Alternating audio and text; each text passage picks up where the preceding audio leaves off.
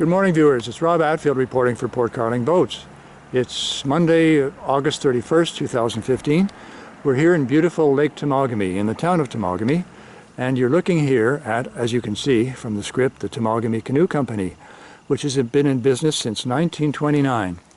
The first owner, Bill Smith, operated the shop until 1977, at which point it was taken over by the current owner, John Kilbridge. We're going to go in shortly, and I'll introduce you to John, but I wanted to give you a shot of this historic building. Here we are inside the building, viewers, and we're looking here at a 16-foot prospector canoe built by the Temagami Canoe Company, and the builder was John Kilbridge, who I'm going to introduce you to very shortly. John's been in operation here since 1977. The original owner of the company, William Smith, officially began operations in 1929, just before the Great Depression started, managed to keep going through the Depression and in the years following until 1977, when John took the business over. John's a real craftsman, as you can see by the quality of this canoe. It's magnificent. And John tells me that the real key to building a durable canoe is in the filler. If you don't have a good filler to smooth out the canvas before it's painted, you're going to have a rotten canoe sooner than later. So apparently, in John's words, if I'm not misquoting, that is the key element to successful canvas cedar-strip canoe building. But let me introduce you to John here. I feel like I've got a hard act to follow. that preamble. Okay. Well spoken, Rob. Yeah. This is Temagami Canoe Company, the oldest canoe shop in Ontario. Wow. Second oldest in Canada after Miller Canoe, Wow. which is run by Bill Miller out in Nicktow, New Brunswick. Bill's a friend of mine. Wood canvas canoe builders are very kind of collegial, and there's very little sense of sort of competition. Your only competition really is yourself and the daily work schedule. Right, yeah. So, yeah. Now, where do you source your materials from, John? any small mill that's got clear cedar. Okay. It's getting harder to find too. Yeah. You know, Now, I I hear that old growth cedar is much more durable and rot resistant than newer cedar. Can you get old growth cedar, or is that a factor in canoes? I think to be canoe grade, it pretty much by definition has to be Older cedar, growth, yeah. okay. Big And old hollow trees. Okay. And you want a tree with a hollow in it, not solid all the way through. So, Oh, really? Yeah. Why? Just the way That it shows is, its I don't age, know, I yeah. guess, perhaps. Yeah. And you can bang on the tree with an axe and kind of get the hollow resonant For thing goodness and see sake. what's hollow and what's not if you're tuned into it. Wow. And you also look at the grain of the bark on the tree, because the bark on a cedar tree reflects the internal grain. So if you get a cedar with a kind of barber pole twist to it, that's not your tree. Wow. You know, For goodness sake. which is kind of reverse genetic engineering, though. We take the straightest grain trees and we cut them down, and that's, we should be genetically engineering cedar if we want this Wow. to continue for Wow. centuries, but nobody's doing it. No. There's no critical mass Sure. for that. Could we take a look at one of your canoes in the process of building, John? Well, there's one on the mold back here. As you can see, viewers, this is a pretty historic shop. Every horizontal surface fills with stuff in Yeah. about 24 hours, You can feel the history in this building. the way that it is. Even the broad planking on the flooring tells us that the lumber from this was created. Here's the 16 prospector ribbed up on the mold. Okay. Wish I had more light for you. But That's okay, we that's can the way it see. Can you just quickly take us through the process, where you start, what comes first, and how, the process of building from scratch? It all relates back to birch bark canoe building in a couple of different ways. One is in the design element of the hull. All the good design shapes, in my view, were done by the natives in birch bark. There's no really good hull shape, I don't think, that isn't represented in birch bark. Wow. And if you want confirmation of that, look at Tappanadney and Chappell's book, Bark Canoes and Skin Boats of North America. It's still in print. You can get it from the Smithsonian Institution in Washington, D.C. Goodness sake. Adney was a collector of birch bark information of all types, and he compiled all his stuff together, but Right. didn't get it in book form. And then the Smithsonian hired Howard Chappell, a marine architect, to consolidate all the stuff and bring it together in a single book, and that's the repository of most of the knowledge we have about birch bark canoes, Right. which Wow. relates directly to wood canvas, as I say, because the best designs were in birch bark, I Okay. think. There are very similar things to what we do here in birch bark, if you look. The So- Prospector canoe is kind of a deep water Canadian shield designed canoe. You go down east, and I was talking about Miller Canoe and E.M. White in Maine State.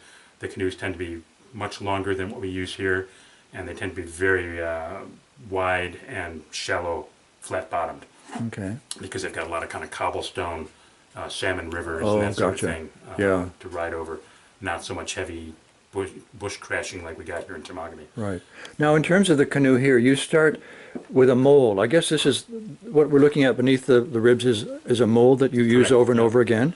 And then the first step would be to steam. Do you have to steam bend the ribs? First step is mill out all the parts from Okay. cedar Okay, logs yes. or lumber. Sure. We used to go get our own trees. Now we rarely do that. We just rely on lumber yards mostly to come up with dimensional wood that we resaw into parts that we use, ribs and planks and Okay. And that's a gunnels and fair stems. job in itself, time It is a consuming, lot I'm of sure. it, yeah. Yeah. Not the fun part either. Milling stock is, to quote Jerry Stelmach, nobody's idea of a good time. Yeah. It's Yeah. just kind of drudge work, but it's Got to be your own done. factory, so you Sure. put up with it. And at that point, when that's done, I guess you do have to steam bend these, do you, to put them on, or will Steam they? bend virtually everything. Okay. We soak and steam bend the inner gunnels, the outer gunnels, the stem pieces here that give the profile of the end. The ribs are, of course, steamed. Planks, we use warm water to kind of persuade them into the complex shapes that lay over the mold. Okay. But they do need some gentle persuasion sometimes. Sure. We lay some of them dry, depending on where they are in the hull. But some of them need, especially the garboard, the first plank over needs some help. Some twigging. It's a radical twist. Right. So then after that, the horizontal planking would After that, be- on goes the planking. There's a piece of planking. 5/32 is the typical thickness. One interesting thing about cedar canvas canoe building, and maybe canoe building in general, there's no metric in canoe building. It's all still in imperial, Okay. which is kind of nice for old guys like me. Yeah. But here's a piece of planking. You Wow. can see the flexibility of it, Yeah. and the tremendous Wow. compound twisting this Isn't can that do. amazing? When you got it in the canoe, it can still make this twist, Wow. theoretically. Incredible. We lay it on top of the ribs without the stone back on here, and you'll nail it down with brass tacks, of which you see one here. Sharp Okay. as a tack, as they say. And then we nail these down into place. In birch bark, the planking was just friction fitted under the ribs.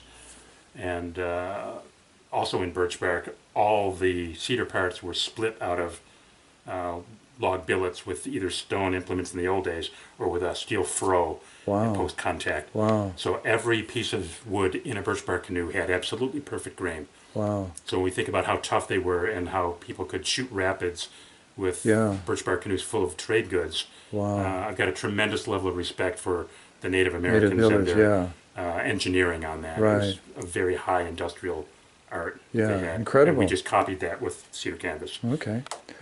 I had heard that, or we had heard rather, that natives used black spruce roots to stitch the birch bark sections together. I don't Spruce know. roots are the Yeah. thread of birch bark canoes. Yeah, And you incredible. split them in half. You pick them up and then split them over a stone or by hand, just one way and the other. And it's an art, a knack. Wow. And some people are still doing that. Wow. A Amazing. handful of birch bark canoe builders still at it. Yeah. Anyway, back to our canoe here.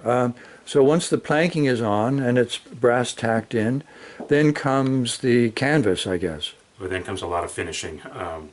The canoe has to be fully varnished and fitted Oh. out before canvassing is almost the last stage. Oh, okay. Now, you mentioned earlier that you also treat the wood with a preservative. Yeah.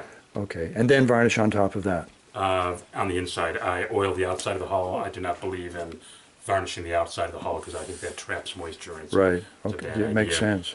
Yeah. And I know several high-end canoe builders who actually varnish the outside of the planking, and we've got this kind of ongoing polite debate over Yes, that. no, I hear you on that. There are many debates going on in the wooden Wood's got boat to world. breathe, and Sure. Also, I wonder, and we're, as I said, sort of second generation Peterborough canoe builders. My predecessor learned at Peterborough, and what we knew, we learned from him. And none of the big companies, Peterborough, Chestnut, Old Town, Tremblay, ever varnished the outside of the planking. They didn't, eh? And I think with the number of canoes they put out, why wouldn't they do that? They could easily have done it if they'd Yeah, chosen. sure. And I think it didn't represent best practice back then, and I don't think Okay. it represents best practice All today. right. So, Okay. but that's my opinion, and you know. Sure. Okay, so anyway, once the preparatory work is done, I guess the canvas is stretched over Yeah. the ribs and the... Just further on the preparatory for a minute, once we've got it ribbed up like this, we'll hand fair the ribs to take off any sharp edges and make sure Okay. the planking lays flat. Then we'll start planking. It takes me a couple of days to fully plank the hull. And then you'll pop it off the mold by removing the clamps that hold it in place, spring it off, and off it comes like a half-finished basket. You can only plank to about here on the mold. Then you pop it off and you finish planking by hand and eye, Oh, like okay. a jigsaw puzzle kind of thing. Wow. And then you plank it up the rest of the way. You do the stem gunnel joints. The only piece of complicated joinery in the canoe is the joint at the end here. And various builders use various joints. I use a box joint that was represented by Peterborough and Chestnut. Other people use kind of a butt joint, and some people sandwich it in between the inners. And some people just truncate the stem and drive a nail through, including Old Town. So it takes all types to make a world. Yeah. I like my joinery, Yeah. and Well, we're good at it and fast now. You so obviously know what you're talking about, and I'm sure the method you use is a very good one. we've thought about all this. One of the great things about being in the repair business over the last 40 years is that you see every style of construction, and you see what holds up and what doesn't hold Yeah, up, for sure. and what's durable and what's not. Yeah. And we try to imitate that. So we've never articulated a mission statement or anything, but if there was one, it would be to reproduce the classic Peterborough canoes of the 30s and 40s. Right. They were that was good. The golden age of canoe tripping. Yeah. Okay. Wow. Well, there's And hats we off to expect people Peterborough. to trip these things too. I got a friend who has a canoe identical to that, and he puts about 2,500 miles on that canoe every summer. My goodness. Yeah, Wow. and he's an intrepid guy, and Boy. he uses the canoe like it ought to be used. Yeah. Hard, not brutal. But He doesn't abuse it, but he uses it hard, yeah. and that is what they're for. They're the toughest style of canoe in a lot of respects. This will be going when all the plastic canoes are in the dumpster, Wow. including Wow. the ABS. ABS is bomb-proof to a certain extent, but it's plastic, and it photodegrades, and eventually the skin wears out, and that's the end of it. Wow. Then there's no future for it. You can't even recycle it. Wow. Aluminum you can recycle. Yes. Kevlar is, other than lightweight, it's not very robust at all. So the longest live style of canoe is still cedar canvas, Wow. but it needs the right guy to own it, guy or gal. Sure. Well, there you go, viewers. There's a good reason for continuing your love affair with wood Well, and canvas. It's true. You know, Yeah. they're infinitely repairable. It's all just mechanically fastened parts. The only adhesive in a cedar canvas canoe are the dowel joints holding the seat frames together. The rest is all mechanically fastened, and each part can be removed individually and replaced individually. Okay. So that's Yeah. very Yeah. maintainable. Yeah. Sure. It makes it user-friendly or repair-friendly. Anyway, just to finish off, John, so the final stage then, after the fairing of the ribs and so on, the planks, and taking it off the mold, and then, but the canvas is on at this point, I guess. After I get everything faired and the exterior of the hull faired and oiled, and the interior varnished and sanded and varnished and sanded and varnished and sanded, about 4 coats of varnish, maybe Wow. 5, Wow. depending. Then it's ready to go in canvas. Okay. The outer gunnels will have to have been pre-steamed and pre-fitted so that they have the memory of their shape, because you don't want to be wrestling with the compound recurved Yeah. shape at the end of a canoe. Yeah. You need to steam bend to get that Okay. correct. Okay. Then all that's treated with preservative, and then it goes into canvas. And the canvassing process is basically a big upholstery job. You take a 60-inch wide roll of canvas, you roll out the length of the canoe plus a couple feet, and you fold that in half and make an envelope out of it. Attach one end to the wall and the other end to a come-along, and you establish a horizontal tension of a certain foot poundage. Never measured it. Then you take the canoe, put it inside that canvas, the hammock or the envelope, and you push it down from the ceiling with prop sticks, again in balance, so that the horizontal tension and the vertical tension are in the right proportions. Okay. And you'll know that because the canvas will pretty much assume the shape of the hull end to end. Wow. And when that happens, then you take a special canvassing pliers, pull the canvas up over the inner gunnels, and nail into the top of each rib two brass tacks to hold the canvas. Again, the canvas not glued on in any way. It's just the nails holding it in. Right. Wow. Then you'll take a blowtorch, and you've got the ends all fastened up, and a lap seam here, all the way up here. The seam ought to start about here and end about there. And there'll be maybe a couple hundred little 1/4-inch brass tacks in both stems to finish that off. Then you take a blowtorch and blow the peach fuzz off the canvas. That'll save you a couple coats of paint. For goodness sake. Without which the peach fuzz kind of works its way up through the paint, and you need more elbow grease, and there's plenty of it in already anyway.